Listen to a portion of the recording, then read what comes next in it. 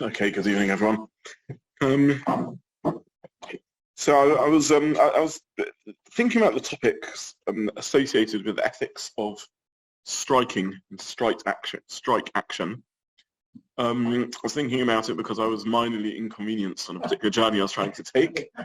And then to my delight, I realized that Parsha Mishpatim is the setra to talk about this topic. So I assure you I will steer very clear of philosophy this week, but maybe drift too much into Halacha.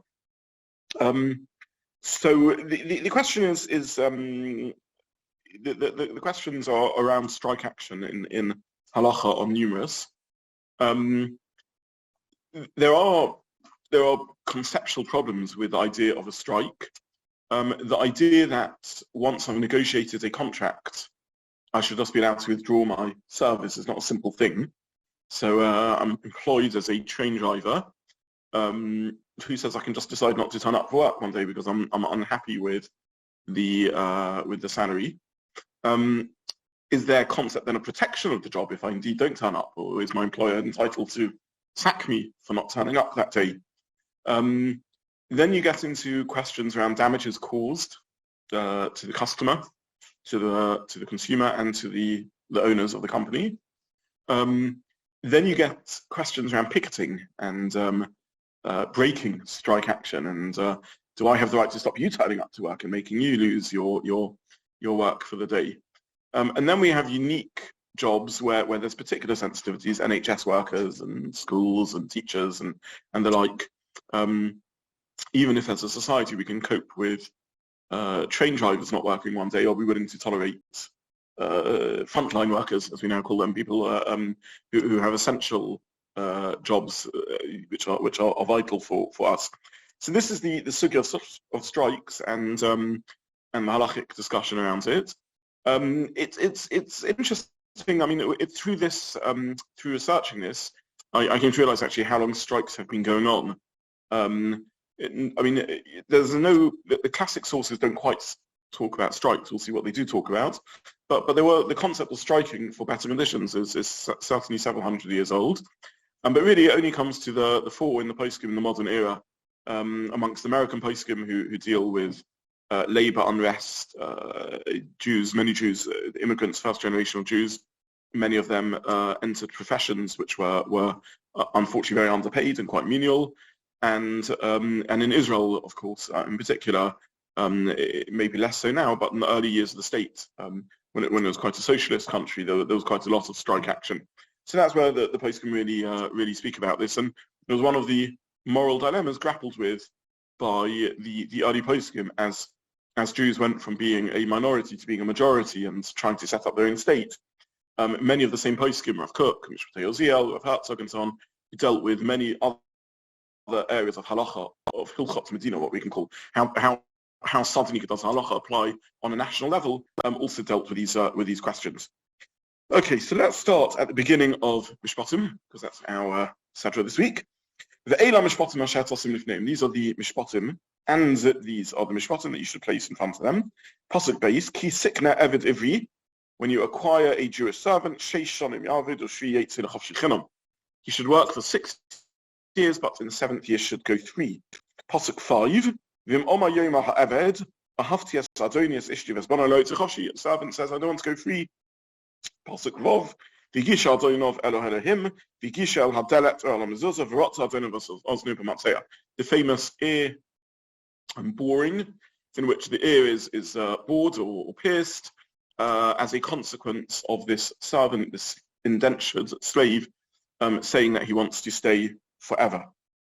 Now, those are the psukim in Mishpatim. The Parsha is somewhat duplicated in Bahar, and then again in Sefer Devarim. I printed here the source in Sefer Devarim. The pasuk says, "Lo yikshe be'inecha b'shalachacha oso chavshi me'imach." Don't find it hard to send your servant away. Ki mishnas chasachi avdecha sheishanim. He worked for you for double the normal length of service of 6 years. He worked. Hashem will bless you with everything that you do. So don't find it hard to send a slave free. You've already got good value for your money.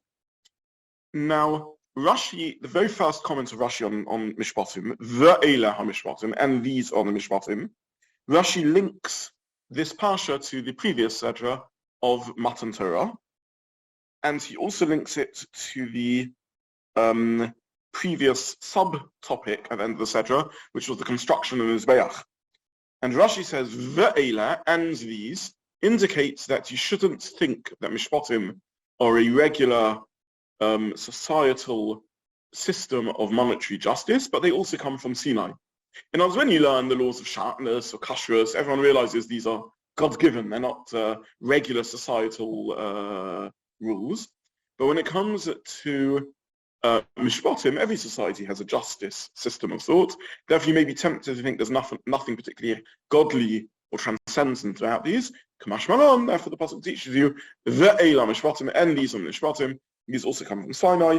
And then Rashi finishes off and says that this section is placed next to the Beis HaMikdash to indicate that just as that the Sanhedrin should be next to the Beis HaMikdash, in other words, there's a link between Mishpat and Kedusha, the rules of justice and sanctity. These aren't two separate domains, as we might be tempted to think, but there's something Kodesh and holy about these. And in fact, what we're going to learn now in this discussion is an example of that, because every justice system, even when it's about human beings, and every society needs a justice system, it still represents a certain vision of what a human is and how humans ought to interact. And in the Torah vision, there's something transcendent about what a human is, and therefore the mishpat, the justice system, the monetary obligations are going to reflect that. So beyond the sort of regular moral questions which all systems have to grapple with, and obviously the Torah as a God-given system has its own response to, there's also a picture that we would expect to emerge that isn't different from the normal Kedusha sections of the Torah. So you have, in last week's Sedra, laws around dignity and Kedusha and how the Mizbeach is made and the stepping up to the Mizbeach and other such things. And in this week's Sedra, it's not a completely different discussion. There's a common theme of seeing that which is Kodesh or something that's transcendent about humans. And I think this Parsha is going to be quite a vivid example of this. So that's Rashi's first comment. Rashi's next comment is the famous Rashi that talks about why do we bore the ear of this servant who says, I want to stay forever. So Rashi gives two explanations, or two scenarios. Let's learn the Rashi. This is the second Rashi. V'rotz adon of esovno b'matzeya, u'mara uzon lahatzeya. Why should the ear get bored rather than any other bodily part? Rabbi Yochanan ben Zakkai,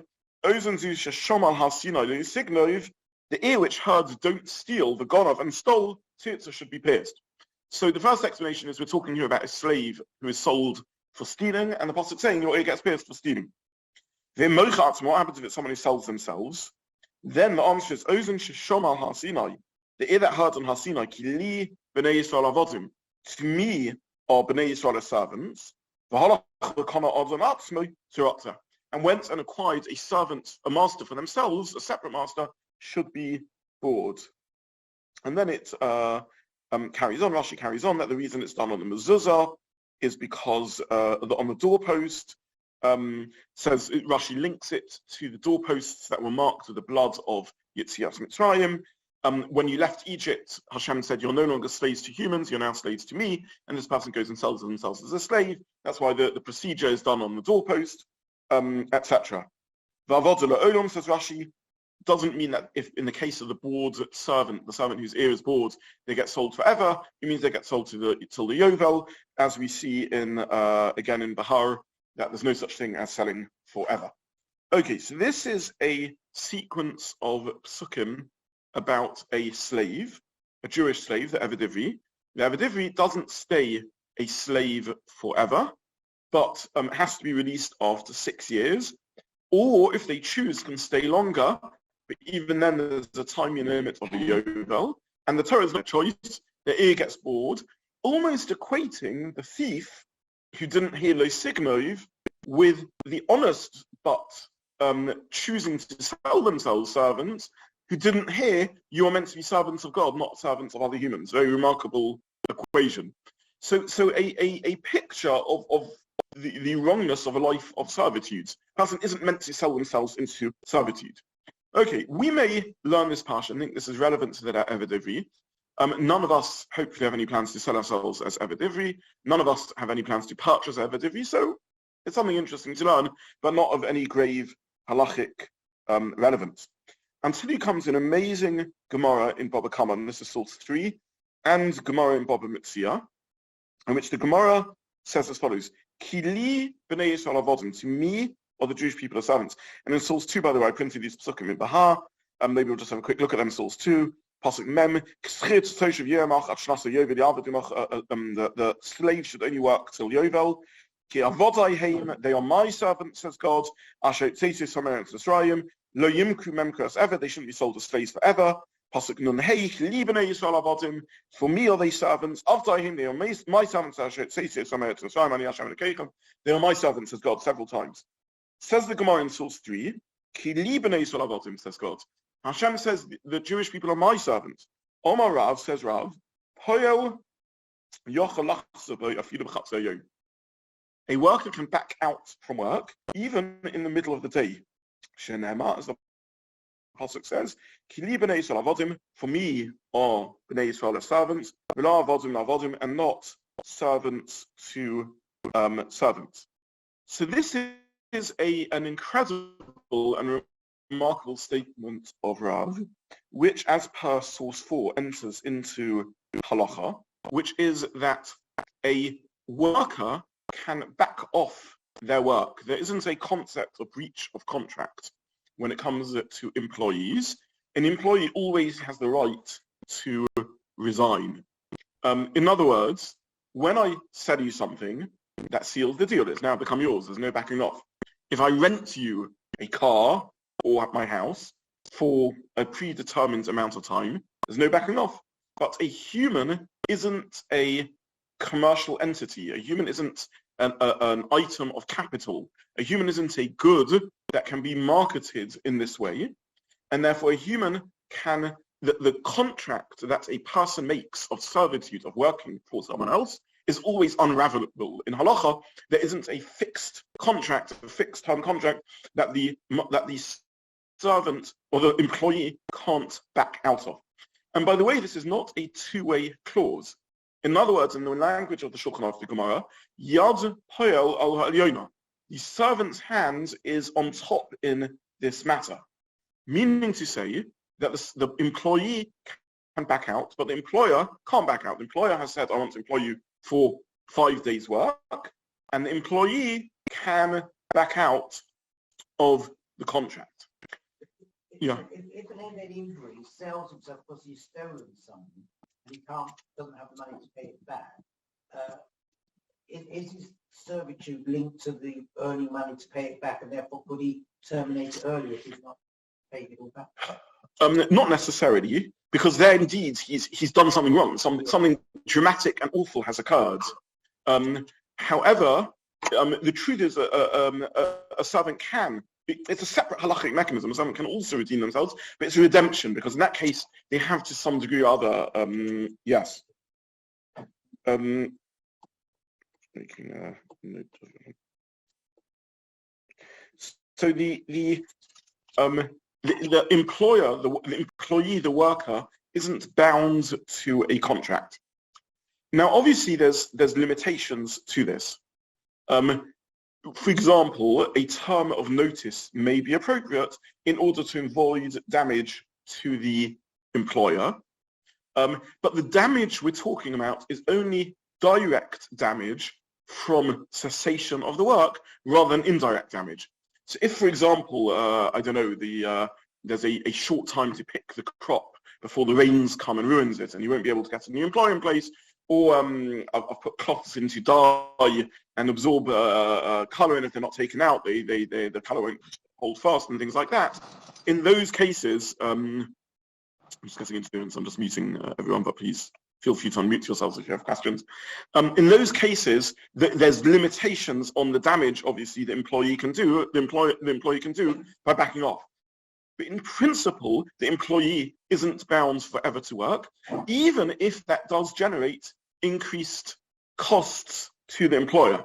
So, for example, if there is wage inflation and the employee agrees to work in the morning for 8 shekel for the day, and at midday fees go up, and now the salary should be 10 shekel, the employee can back off so that he can get a job for 5 shekel for the afternoon, or say to his current employer, pay me, I want to back off. If you want to re-employ me on 5 shekel, you're entitled to do so. Again, this isn't symmetrical. So if the salary has fallen, the employer can't say to the employee, I'm sacking you halfway through the day, because he's agreed to pay him for a day's work, 8 shekel, and he now can't find someone else for the afternoon for 3. So the employee isn't bound to stay with the employer, but can serve notice within reason, within the limits of, and the post can discuss this, within the limits of damage. If there's the damage that will be caused because the worker's leaving mid-task, that would be something different. However, in terms of the core hourly work, the employee can back out. And the Gemara learns this from, again, the idea that Kili B'nai Yisrael Avodim, B'nai Yisrael are servants to Hashem, not servants to others. Now, the Shulchan Aruch, as I said, discusses other scenarios around this. I mean, I'll just mention a couple.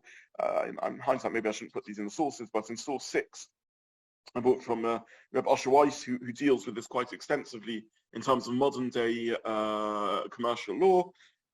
He points out, first of all, that this only applies in the case of an employee who's employed per hour rather than a contractor who's employed per task.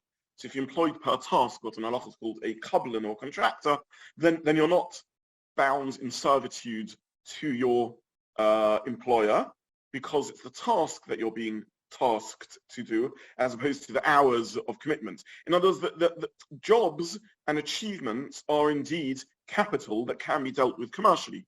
Hours, human time, is what can't be dealt with commercially. That shouldn't be viewed as a commercial entity.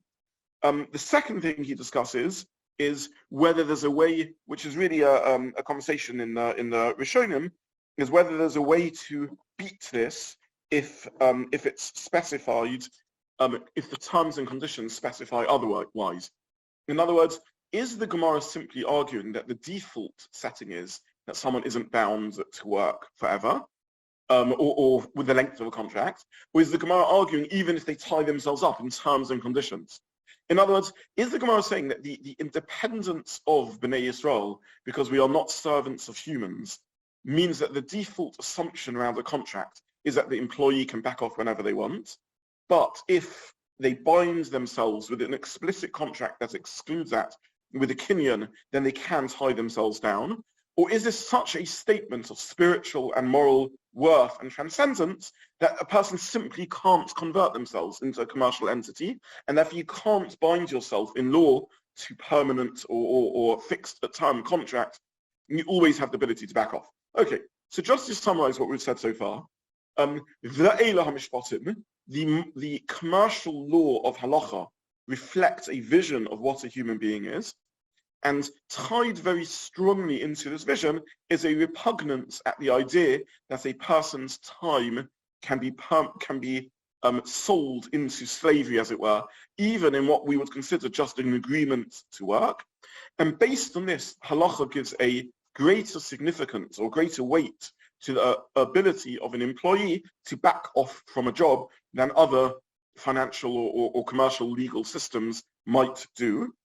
There are limits to this, because obviously you need to protect the employer from damage and the like, and maybe there's ways to circumvent this, but in principle, an employee has the right to back off their work, to serve notice, as long as they do so in a manner that doesn't cause a direct loss to the employer. Even if there's an indirect loss, because the employer has to now find someone else, and maybe it'll take them time to find someone else, as long as it's not damage, a hezek, a mazik to the person. For example, crops that have a very limited time to be picked or the like. And the fact that for a time the employer can't deliver the service is the employer's problem, not the employee's problem. I'm not mishubad, I'm not enslaved to you to work for you as long as you wish. This is one halacha in commercial law, employment law in shiur, that emerges from this Parsha in Mishpatim. There is a second halacha which is less directly linked to our conversation around strikes, but I'll mention anyway just because it's very, very fascinating, which is the Pasuk says that 6 years don't find it difficult to release your slave after 6 years. This is source 1, the pasuk from Devarim, because they've worked Mishnah Sechar Soche. They've worked double the length of a normal hired hand. And if you look in source 5, this comes from one of the Ashkenazi Rishonim, his name was Mordechai. And for some reason, he's generally in Halachic literature not referred to by a rabbinic title as Rabbeinu Mordechai or Rebbe Mordechai. He's just referred to as the Mordechai. I don't know why this sort of convention developed. So source 5 is a source from the Mordechai. And the Mordechai brings a pasuk in Yeshaya Tes which also accords with this idea that Sholosh Shonim Kimei Sechir, the days of being a hired hand are 3 years. And the Mordechai understands a second halacha from this, that one shouldn't sign a contract that enslaves one, that commits one to more than 3 years of work at a time. In other words, besides your ability to opt out of a contract whenever you wish, you shouldn't commit to more than 3 years. Now, again, the Mordechai is talking about a very specific type of work. And I put this in bold. This is in the middle of source 5. Liot bebayit, to be in the house of the balabait, of the owner. Liot bekeva imo, to be fixed with him. Liot somach al shulchano, to eat off his table. Beli hefsek, without interruption. Yoter migimel shtonim, more than 3 years. So this is talking about the old-fashioned system, maybe a bit akin to the upper-class governor system, in which people would have a melamed, or the like, who would live in their home for many years on end, a live-in au pair, or something of the sort, so a living cleaner, and they would eat at the table. They wouldn't really have regular holidays. They wouldn't go home. They're not working a 9-to-5 job where they then go home, but they're on duty the whole time. And in such a case, the Mordechai says, one shouldn't work for longer than 3 years. This doesn't apply to a regular 9-to-5 job with holiday allowance, because you're not sold to your job in the same way. But a Jew shouldn't sell themselves to a job which isn't 9-to-5, but is a live-in job, like the nanny or au pair. There's a limit to how much one should commit oneself to. And it says the Mordechai, based on the Psukim, 3 years is the upper limit to the amount that one should commit oneself to. Closer to home, I'll mention there's a Chasam Sofer and others who speak about a Rav, Rabbanos, which they also since a 9-to-5 job. And Chasam Sofer speaks as a Rav allowed to sign a contract for more than 3 years, but that's a separate halachic matter. But the principle behind this is jobs that you're on duty the whole time aren't jobs which you can sign away more than 3 years at a time. So says the Mordechai. And so Baruch Hashem, in today's modern life, we don't really have this. We have holiday season and time off, and everyone understands that you have a balance in every field, obviously including Rabbanos. Everyone understands that you do have time off, and it's not this sort of enforced slavery almost. But a job which has this slave-like element to it has this limitation of 3 years in Halacha, again based on the sugya of Eved Ivri. Okay, all very interesting. How does this tie in to the concept of striking? A little bit. It does mean that a worker has the right to unilaterally withdraw labor, as long as the damage being done when withdrawing the labor isn't direct. In other words, I'm not messing up your goods by so doing. Maybe it be a blackmail of sorts, and direct hezek if you have perishables, for example, and I'm refusing to sell them or the like. But anything beyond that, even though it inconveniences in an incredible way the employer and the customer, tough luck, I have the right to withdraw my service. Okay, so this is part one, that the withdrawal of service, even if it's a negotiating ploy to negotiate a higher salary, tough luck, so be it, that's a halachic right. However, this doesn't help us that much with a strike, because the point of a strike is that the workers expect to keep their job. The concept of a worker withdrawing is one thing. The concept of them saying, and I don't let you employ anyone else in my place, and I'm withdrawing my, and you're not entitled to sack me, that's a very different proposition. So is there a concept of a worker withdrawing their rights as a negotiating ploy, but then saying, I don't give you the right to sack me, I don't give you the right to employ anyone else. This is a much more profound question, much more problematic question. So this issue is dealt with by the poskim, and they demonstrate that the concept of workers bringing themselves into unions, what we call nowadays a union, a trade union of sorts, is one that existed in the past. And perhaps we're familiar with this, the concept of guilds. Workers have always united themselves into guilds for very similar reasons to trade unions, because it gives them bargaining power to negotiate with the customer and to restrict access to the goods that they are providing, and maybe to ensure quality of service and the like. And the concept of guilds is one that the Gemara recognizes, but it also grants legitimacy to the consumers getting together and making a deal. So, for example, if all consumers get together and say, we agree amongst ourselves not to pay more than X per hour to people that provide the service to us or whatever, in the same way as the workers have the right to form themselves into a union or a guild to increase the negotiation, so do the Bnei Ha'ir have a right to do that. So if the Bnei Ha'ir feel that the fishmongers are upping the price of fish unfairly, they can impose a boycott not to buy fish. No one should buy Russian oil above $60 a barrel. No one should buy fish above, what's the fish cost, Simon? £5 a kilo. Like I'm not standing for Prime Minister. You have to ask how much a loaf of bread costs. Not to buy fish above a reasonable commercial rate. The Bnei Ha'ir are allowed to do this. So let's have a quick look at the Gemara. This is source 7. Rishayin Bnei Ha'ir lahasnois al hamidus v'al hasha'orim v'al sachar poyalim.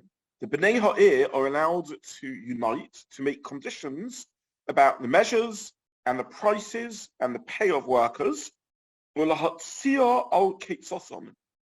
fine or impose penalties on those who break the boycott. So if let's say a majority of the town agree to a particular limitation, a boycott on upping the price of the like, and someone breaks it, they are entitled to fine the one who breaks the agreed condition of the town. Otherwise, the whole deal will fall apart. What can they make deals about? Prices of goods, measures, salaries of workers. They're allowed to do this. Then the Gemara says, Hani mili, this is only in circumstances, where there isn't an important person. Where there's an important member in the town, not everyone can get together and make such a condition. So the poskim discuss what sort of important person this is. Does this mean a rabbinic figure like a Rosh Beis Din who has Beis Din authority? In others, only in a town without a Beis Din people can get together and do this, but where there's a court system, then that's a better way of resolving things. Doesn't mean some form of elected official, someone who the people have accepted themselves as a leader. Okay, so there's limitations to every case, but in principle, people can get together and make such a deal to fix prices. Now, this is from the perspective of the townsfolk. The Rosh adds in that the craftsmen can do that in reverse if they so choose. So we look in source 7 again, the Rosh. The Rosh is Rabbi Zobin, we're talking about a Rishon medieval authority. Mekan, from here we learn, the Kol Bali Umnus, that all members of a profession, craftspeople, Yechonim lahasnos beneim, are also allowed to make a deal. The Heiman Nigroim Bnei Ha'ir, but in Malacha, with respect to this particular job, they are the Bnei Ha'ir, they are the populace that's relevant. And then he carries on about Odin Choshev. He says that this isn't a limitation on this. So craftspeople are allowed to get together and make a deal. And based upon that deal, they're allowed to commit even the minority of craftspeople who don't agree with the proposal that's being put forward. So this is a concept of trade union activity, and the surprising result of this is that if the majority of professionals in the field have joined such a trade union and have agreed to a certain policy, the individuals, the minority who don't agree with that policy are bound by the practice of their profession, the professional agreement that's been entered into by most of the Bali Umnus, the Bali Malacha, and are bound to keep to that. In other words, I can enforce, the majority of professionals can enforce on the minority codes of conduct or practice and the like, even though that's with intent to, let's say, push up their salary or restrict their services within limitations. Okay, so the idea of forming a trade union is one that is justified in Halacha, and indeed, we'll see a little later, Moshe Feinstein makes this point that trade unionism is allowed in Halacha in order to negotiate on behalf of all the workers better conditions or the like, and I'm not allowed to be in breach of what the majority workers are. Now, I appreciate in today's post-Reagan, post-Thatcher world, it's a little more complicated. Are the majority of teachers trade unionists? Are they signing up and so on? Not so simple. But in principle, Moshe was writing in the heyday of trade unions in the sort of 60s. In principle, this idea is one that is justified in Halacha. However, this is still a long way from a strike. It would be legitimate for a trade union to create policies that all their members have to keep. However, unilaterally withdrawing service is allowed, we've seen in Halacha, but then they've left their job. So where do we see that there's a contractual right to say we're withdrawing our services and we want to keep the job? The trade unions are entitled to say to everyone, withdraw services unless we get better working conditions or better salary, fine. But how does that affect the bosses who are entitled to say, okay, fine, but then we're not giving you back your jobs. We're not willing to let you work anymore for us. So do we see a concept of protected strikes where people can cease to work and still have a right to get their job? So just to summarize what we've said so far, the withdrawal of work allowed in Halacha as long as it doesn't cause direct damage to the boss, as long as it's not dealing with perishables or the like. Ability to negotiate via trade unions that even cause the minority to stay in line, because there's always a temptation, of course, for the freeloaders who get the advantages of the trade union negotiation but don't pay the price for it. Also, you're allowed to form a guild or a trade union, and guilds have existed since the time of the Rishonim. Townsfolk getting together to form the opposite sorts of guilds in order to control downwards the price of workers also existed. Not a problem in Halacha, but we're still quite far from the idea that I can strike and be protected and allowed my job back. Does this have a place in Halacha or not? So here we get to an important Gemara in source 8, a Gemara in Baba Metzia. And the Gemara in Baba Metzia says the following, source 8 on page 2. Hasoicha es hapoilim, someone who hires a worker. Just realised actually I didn't post the link for those who are online. Let me just see if I can get the link up for those who are online and following the channel. I was supposed to do the recording. Louis sent it out today. Okay. Okay, so I'll just then quickly post up the link here also. But thank you.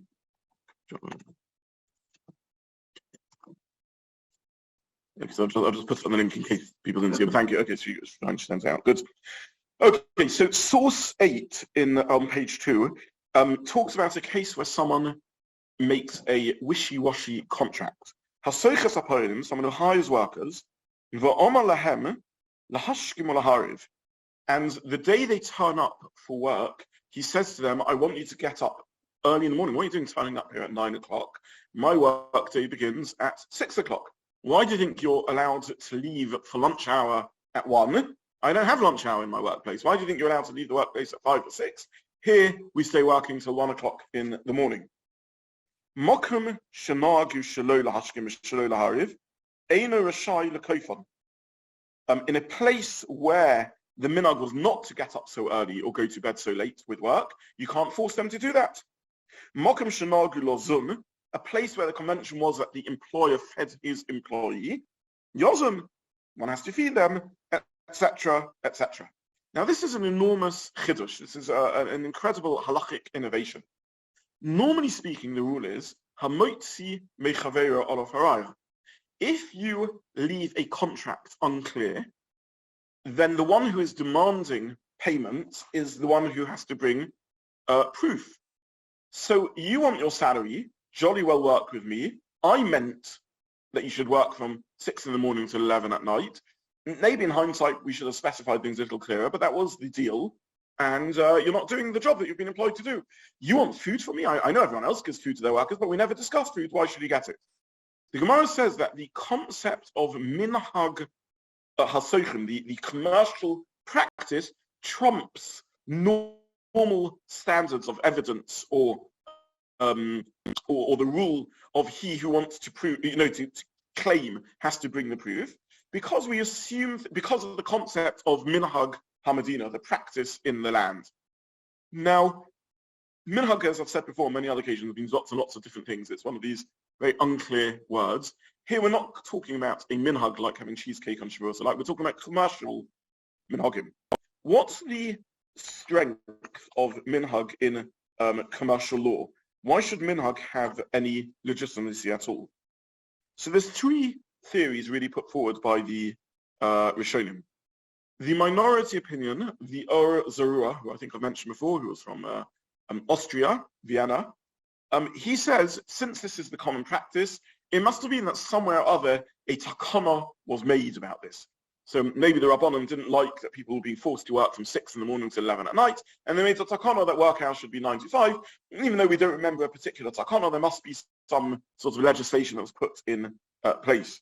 The Rif, Rabbi Tam, the Ramban think this wasn't a sort of rabbinic takana, but this was a community consensus that at some point or other, all the guilds or all the workers got together and negotiated that this should be the standard. This was a takana sakahol. This was a communal policy, again, in order to make sure that people had a reasonable work-life balance.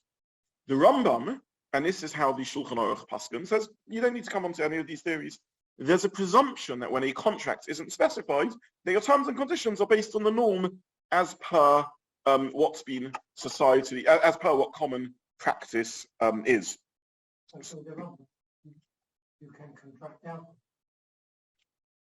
You can contract out of it. You can sign the what's it called when you agree to work longer hours than the EU the opt-out clause or something like that. No, opt-out, whatever it's called. Yeah. So yes, you can opt out of this. It's not a rule that you can't work longer hours and employers can't demand of it. It's simply both of you were idiots. You didn't bother specifying the terms and conditions. You should have negotiated clearly. So in the absence of further evidence, the presumption is you did in line with what the normal working place practices are. Because the other two, maybe you can't opt out of it because it's some form of takana legislation, unless the legislation says unless specified to the contrary. Yeah. Okay. So this is the concept of a minhag.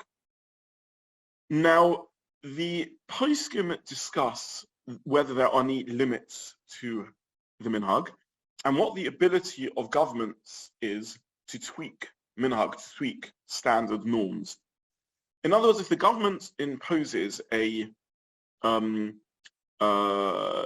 legislation that protects workers, for example, it creates redundancy money. So I can't be sacked unless I'm given a certain payoff or the like.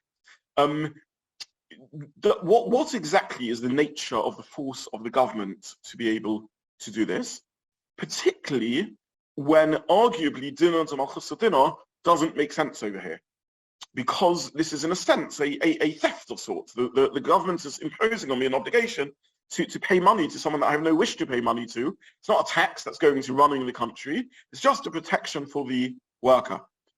So there's a number of sorts of discussions in the postscript around these things. Moshe Steinbach has in source 9, I printed this, he has a discussion about this. He says what happens, for example, if he says as follows. The first thing he says is if the government is imposing workers' protection for moral consideration, that certainly he thinks is enough to tweak the minhag ha-mokum.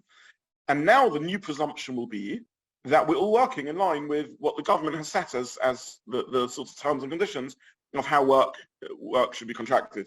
He says, what happens if this is a far left policy or one that you suspect is just there to win votes or seems to be beyond the bounds of morality and just seems to be out to get employers?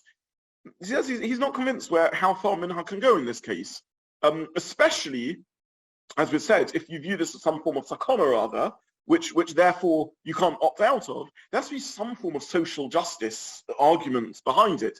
It may not be in line with our values, and it may not be exactly in line with your intuition of where the values should be, or Torah values. But if it's out of line, if it's outrageous, if it's out of line with any values, it's a little bit more difficult to hear.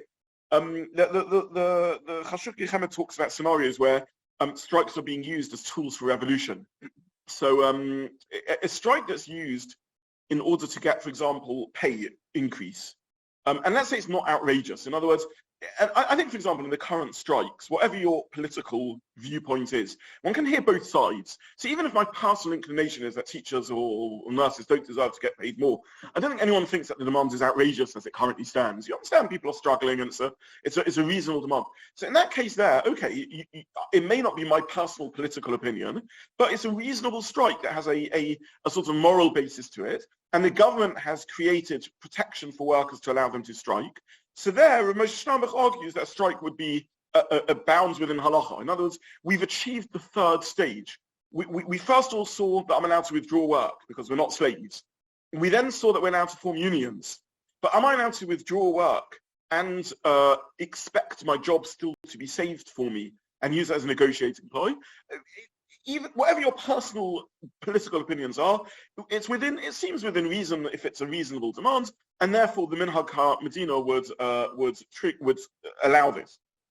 If, however, it's being used for political ends, I believe there was talk when Begin came to power. There's talk of the Histadrut and the unions at the time. They were very politicized and they're very strong Labour supporters, so they wanted to use unionization as a tool to bring a government down, or perhaps in the early 80s, when at the time of the conflict between different groups and so on.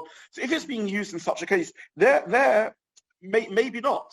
Meaning a worker can choose to withdraw their work, but they don't have the right to force someone else to strike or to expect their job to be changed. This is the halachic concept of Minhag Medina and the right to strike. Okay, so let's just see how this translates into a couple of contemporary halachic sources, and then we'll use the last bit of time available to us to look at some of the thorny issues where these are moral teachers or medical practitioners and the like. So the first source I've got here is from source 11. It's from a teshuva of Ramosha Feinstein, written about striking in order to increase salary. He says, this is source 11, top of page 3, Elu ha-unions. So if you wonder what the Hebrew word for union is, you find out it's Yud Vav Nun, Yud Aleph Nun Samach. Elu ha-unions, these unions from Medina Saint in our countries in America. Yesha Makar Medina, they have a source in Halacha. They are members of profession who are the majority. So that was the Gemara that we saw about unionization, that guilds are allowed to form themselves into guilds and force behavior. And therefore, that which they agree not to work till their salary is added to, is a justified piece of practice, that they can even force the minority who didn't agree to this. Then Ramosha says in the middle paragraph, which I won't read, that we don't need to worry about rabbinic authority over here. The Gemara about Odom Choshev is not relevant. It's not an area where rabbinic authority is the point. That's talking about a case where they accepted a particular dignitary as their leader, as the one who, as having authority over them. But in other cases, not. And then he says that you can even stop other workers agreeing to come in and work in order to break the strike because they are damaging the livelihoods of the regular workers. And this is Minhag Medina. This has become accepted as a societal view of the country at large. This is a great avla. This is a great wickedness to break strikes. It's not fair, and employers can't bring in other people to work for them. So Ramosha comes out actually very strongly in support of the principle of strikes. He's not taking a political stance. In other words, he recognizes the right of the government. Different governments are going to have different opinions about where exactly to draw the lines, but in principle, if this is societal consensus, this is within reason in order to rebalance the negotiating power of employers and employees. Employees are entitled to strike, and we see the concept of guilds and we see the concept of minhag in commercial law, and that's enough to determine that this is reasonable commercial practice. So says Ramosha in his tshuva. There is a fascinating source 12, which comes from a very modern sefer. There's a very significant Talmud Chacham called Rabbi Spitz. Actually, I had the privilege to hear shir from many years ago, just for a short time. Lives, I think, in Ramot in Yerushalayim, and he has beautiful volumes on contemporary halachic matters, including commercial law. And he cites a Gemara that I didn't see anyone else quote, which is a literal example of a strike, and it amazes me that earlier sources don't bring this. And this is a Gemara in Yoma, which speaks about a notorious Gemara actually, about guilds of Kohanim who knew the expert and precise manner of making the lechem haponim and the ketores. So the lechem haponim and the ketores are very difficult to make. The lechem haponim are the showbread, which had to be made in this sort of chet-shaped loaf, and technically very difficult to make. The ketores are a very unusual blends of spices, which have to be made to exact precision and measures. And only certain families of the Kohanim knew the secret, and they wanted to keep it for themselves. Now, it's a whole discussion there. Originally, the Chazal were very critical of them and thought badly of them, and thought that they were just doing this to protect themselves and make money. In the long run, actually, they came to see their point of view. They wanted to protect it to stop other outsiders learning it, and someone's like, oh, so it's a lengthy discussion there, what exactly took place. For our purposes, all we need to know is that Chazal paid them, doubled their salary, in order to get them to share the secret. So you see that they seem to have cooperated with a strike action in order to get something extra out of workers who weren't willing to give it. He then says we don't know that Chazal did approve it. Maybe they just gave into blackmail. In other words, even though we're used to thinking of how Chazal behave as a moral exemplar, and therefore we would assume if they negotiated with these strikers, evidently they held it was legitimate striking. He says maybe not, maybe they thought it was completely illegitimate, but they had no choice, their hands were tied, and therefore they were forced to cave in. So I just mentioned that as an interesting thing. He then talks, though, about a different form of strike, which he is very opposed to, which is slow working, where you, they call it go slow or the like, yeah. And there are countries where legislation protects that. And he says he doesn't think that that's within the realm of a government to do that. That's clearly immoral. And let's make up your mind. You want to strike, don't work. You face the problem of not getting your salary, and the boss faces the problem, it doesn't work, and then whoever crumbles first, fine, that's the thing.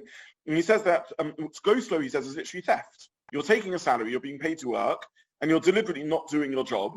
And he says this is a terrible thing.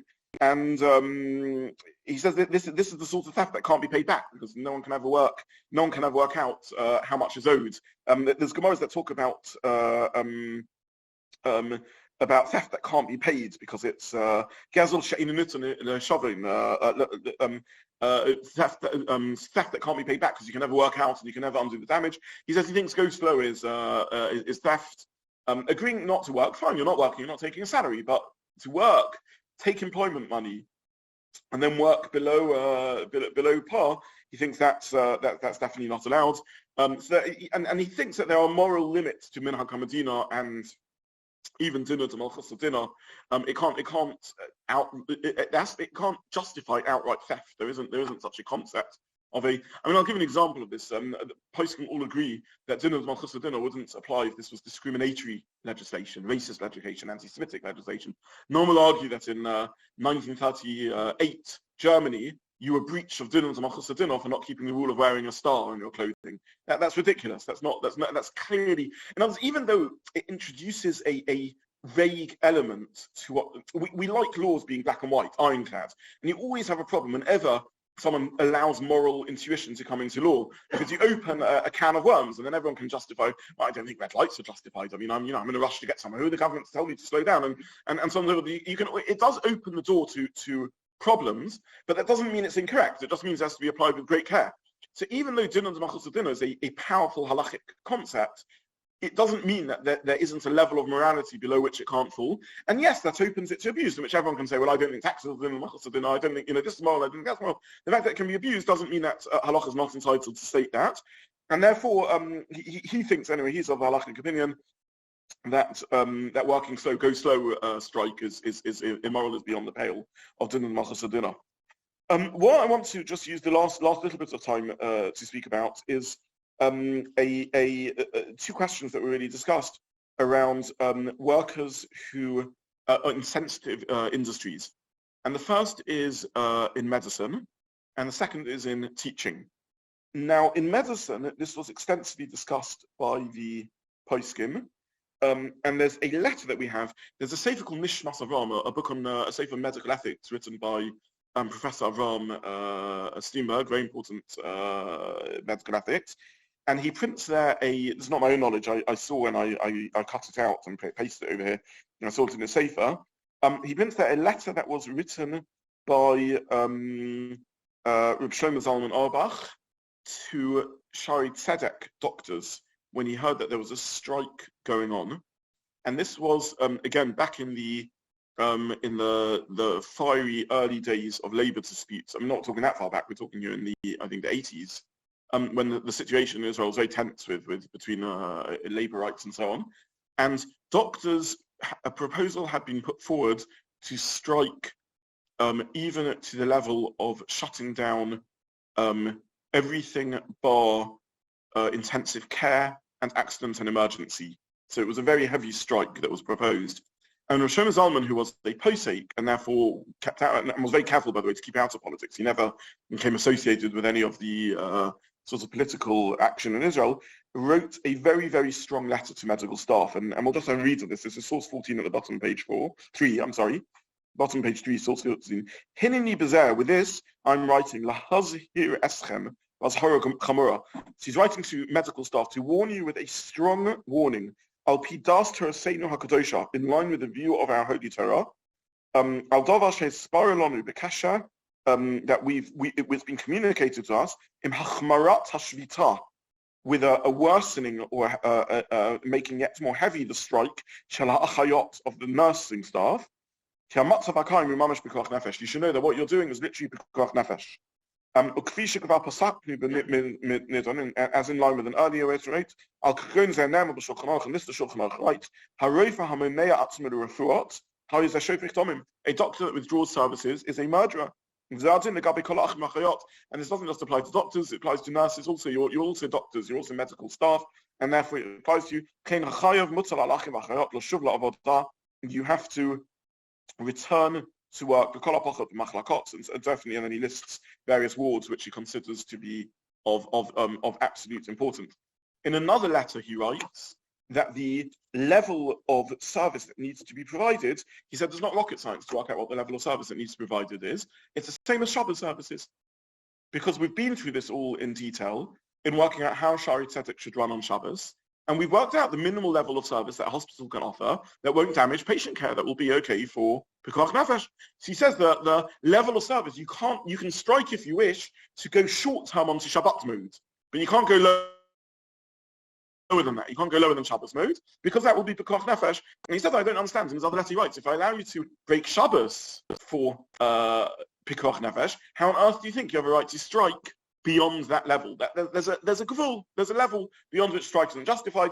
I'm very sorry for your tough conditions, but Pekuach Nefesh is a limit beyond which a doctor is not allowed to strike. So that was doctors. In the 60s, there was a lot of debate around teachers striking, and a number of articles were put out around this topic, including a letter from Aaron Kotler and a tshuva again from Ramosha Feinstein. And we'll just look at the first words of this tshuva. This is source 15 on the top of page 4, and the top of the first proper paragraph. Again, you will learn more Hebrew and Yiddish here. In telegramma in brackets staff. So he says, I saw the telegram from the staff of the yeshiva, etc., the members of staff. They've notified They're not going to come in on Monday to work if they don't get their salary demands. And Ramosha writes, again, quite unusually, and he says, I'm amazed and horrified and shocked by your view that teachers are allowed to strike. And he says there's a number of things you need to be aware of over here. He says, first of all, you are Klei Kodesh. If you strike, you're causing Bittul Torah for hundreds or thousands of students. The second point he makes is that actually teaching ought to be done free. The Gemara says that teachers shouldn't really be allowed to take any salary at all. In other words, in the same way as a doctor, if there's a patient lying in front of them, has to save the patient's life, a teacher has a job to teach Torah. They have a job to teach Torah. For now, we're just talking about Torah teachers. Come on to secular studies teachers in a few moments. You have a job to teach. You're not really allowed to take a livelihood for it. What livelihood are you allowed to take? That which is necessary because a person needs to live. But you're not really drawing a salary. Your relationship to your work isn't that of a regular employee who's drawing a salary for work delivered. You're not working in a factory producing educated kids. You're doing a job of being Melamed Torah, except that you're allowed to pay what's called in Halacha Dmei Batola. In other words, compensation for what you're giving up as an alternative. So you could be doing nothing and life would be easier. You're allowed to get this Dmei Batola, but not more than that, and therefore you're not allowed to strike. The damage that's caused is too significant. Number one, and number two, you're not regular salaried workers that you should look at this in the right way. Imagine imagine the following. Imagine the yeshiva heads said, "We're shutting down the yeshiva. We're closing the yeshiva," and you had in front of you hundreds of kids who need teachers to learn. You would have an obligation to teach them as long as you could survive. So you've got that same situation now. The salary is not justified. He says the only exception to this would be if you are convinced that in the long run, if this situation continues, it will become untenable and it will damage education. In other words, teachers just simply won't be able to teach because they'll be stressing about how they're going to earn their living, and everyone will leave the industry and it won't work. But he says such a case that you can't be making that decision. That needs to go to an independent court of arbitration who work out what indeed are going to be the consequences of this. And also, I recognize there has to be a fairness here, otherwise it becomes impossible. But this isn't, when it comes to train drivers striking or other professions striking, they want more money and they're entitled to more money. If the free market will bear it, the free market will bear it. This isn't in and of itself a moral decision. If your trade union can negotiate with an employer, great, good luck. You don't need to go to Beis to work that out. But with teaching, you can't be trade unionized in that manner. You have a shiur to teach Torah. You can't take on yourself the Bittul Torah. You're not really a regular salaried person. Therefore, you're not entitled to strike. If you really think that on a lishma, moral and societal level, we're getting the balance wrong as to what teachers need to be paid, and then that needs to go to an independent arbitration. This isn't something you decide yourself. This isn't regular trade union practices. So says Ramosha. In the final source, and I won't read this inside just because we've run out of time. And this source comes from Rabbi Zobin, the Dina Halacha, a very important Dati Lomi posek in Israel at the moment. And he argues that at least in a Torah school, in a Torahic school, a whole teacher has the same status. He says a whole teacher is educating the children in order to allow them to live a life of Torah, in order to allow them to earn a living, in order to teach them skills that they need to learn Torah. You need to know maths, you need to know science in order to be a functioning person and a functioning Jew and someone who can genuinely learn Torah. It needs to be a balanced curriculum in order to allow these schools to flourish, in order for parents to feel safe and confident sending their children there. So he says a whole teacher in a frum school has the same halachic status, and he does not believe that they are entitled to strike. He says if you're teaching in a secular school, fine. It's true that it's a mitzvah on parents to educate their kids, but that's not your problem. You're providing a service to the parents. So you can strike. You're doing a job.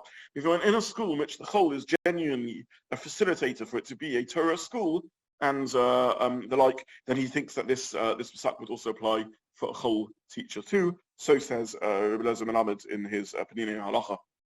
So we'll stop there for today.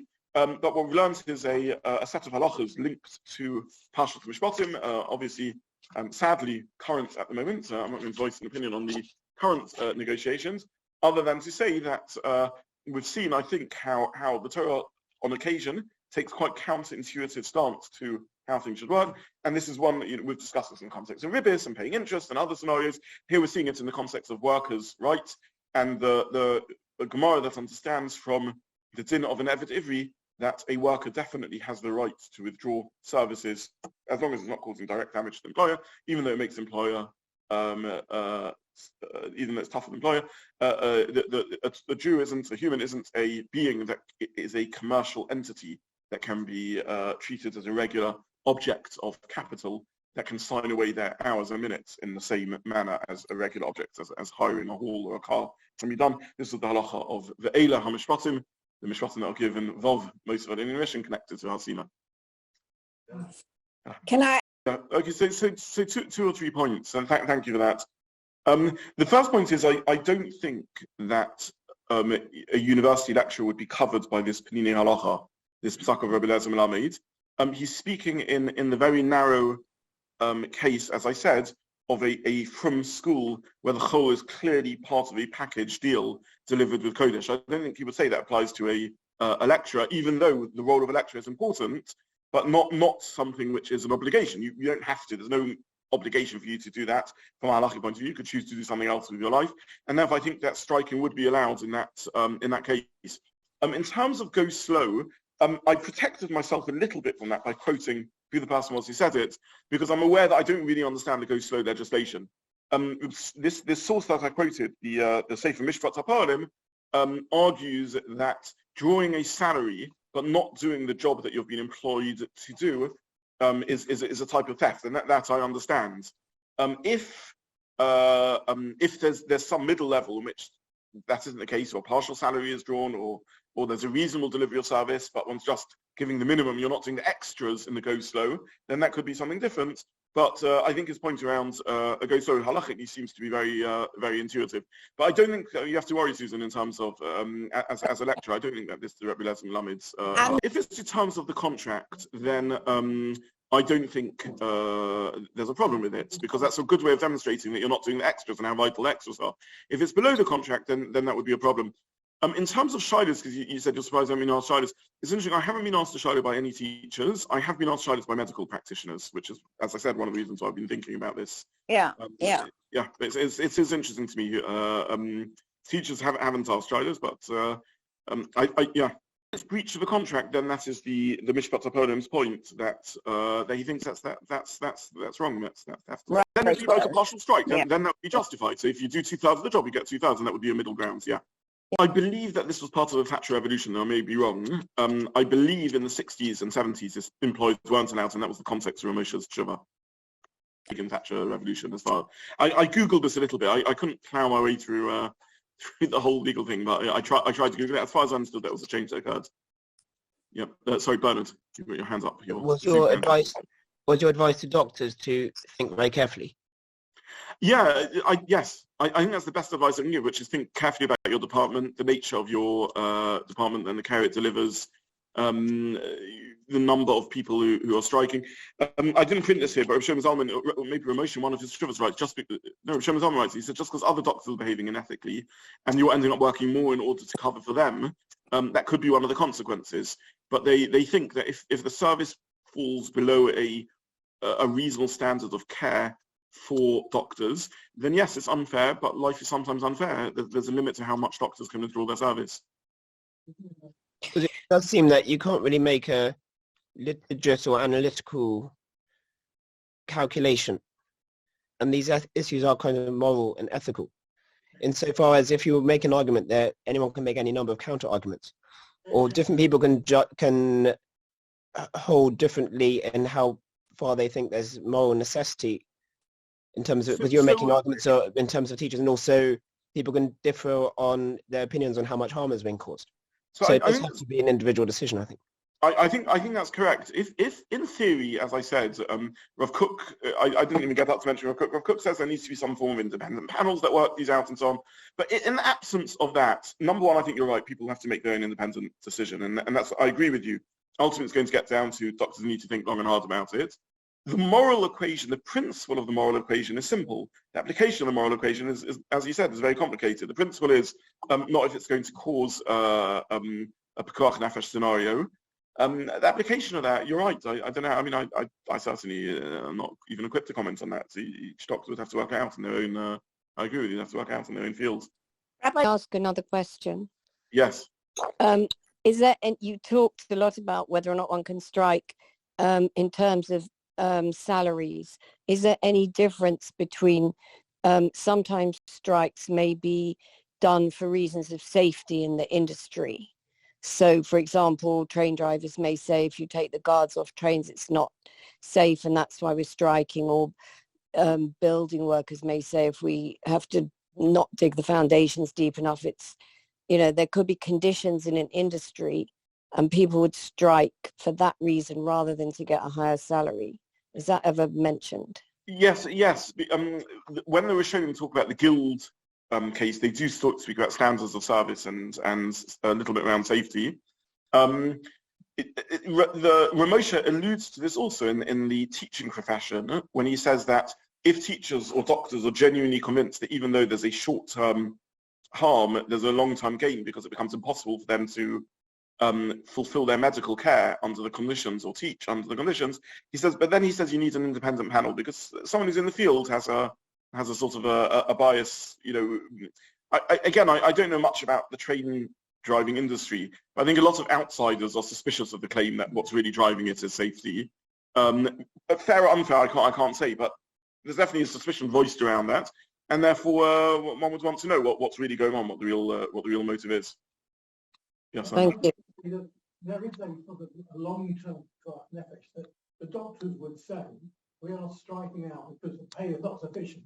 There are therefore fewer doctors joining the profession, and eventually the pay will be so overwhelmed that the patients will suffer in the long run. So in fact, so in Hilchos Pekuach Nefesh, we think short term rather than long term. In other words, if the greater damage will be yes. So, for example, the place can discuss this in a number of cases. They speak about autopsies. So they say if there is an immediate medical need, you're in the middle of a plague and someone has just dropped, and you can do nivel hametz in order to work out what's going on, and there's other people that are dying in front of you, that would be pekuach nefesh. It is an undoubted fact, however, that through autopsies, in the long run, the medical profession understands the workings of the body better, at least in the past, they don't know anymore. And through that saved lives, and yet poskim wouldn't consider that to be an immediate need in front of one, and therefore wouldn't be justified.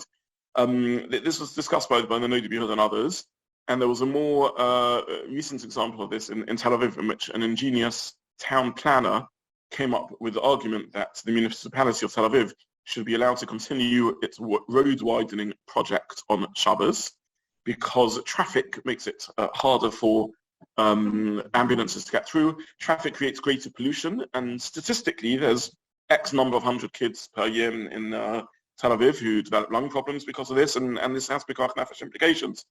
But Halacha doesn't consider that sort of general long-term effect enough, and the response would be, if that was the case, then they'd ban all cars from Tel Aviv in the meantime. If you really think this is pekuach nefesh, you would stop cars if there was someone lying in the road, but you don't stop cars because the kids whose lungs are being affected, for better or worse, because you see this as too removed, and Shabbos it shouldn't be treated as any less than that. So Halacha considers an immediate case to be pekuach nefesh, but not a sort of more amorphous long-term gain, even though statistically there's no doubt there is that gain there. What about the other way around, where there's long-term? Let's say the doctors, they do pekuach nefesh cases in their stride, but they don't attend people who have a cancer screening, who therefore in years to come might end up dying because they didn't get treatment early enough. This was Bernard's point really, and this is where it gets very difficult, which is it's nice for a Rav to sit there saying if it's pekuach nefesh, if it's not. But clearly a non-screening day means there'll be someone out there whose screening is pushed off the one critical day. It's easy to sit here in the comfort of a shiur and talk about principles. I think Bernard's right. Ultimately, each specialist will have to make their own decision. I don't see a way of avoiding that conclusion unless we had the luxury of being able to put forward a panel of experts and use halachic criteria. There are halachic criteria to measure these things, miyat hamotzoi and other things. But again, I didn't speak about this. I ran out of time. But Rav Kook and others had in the pre-state of Israel years, there was this idealism about this perfect state that was going to be built. And Rav Kook spoke very, very beautifully about having panels of experts that could resolve these issues and work out absolute answers to it. But in the real complexities of politics in the political arena, or as Bernard said, in medicine, in the medical field, the best we can Halacha, I think, can offer in this space is guiding principles, and then be able to make their own. I don't think there's an easy way to give a categorical psak on that. Rabbi Zobin gave us a rule of thumb: if it's a one-day strike, you can treat it as a Shabbos. Look at the Shabbos measure. If it's been a week-long strike, clearly you can't operate a hospital for a week on Shabbos levels. So, I think that's right. Yeah. Okay, very good. Thank you very much. Thank you to everyone for joining. Thank you. Thank you. Thank you. All right.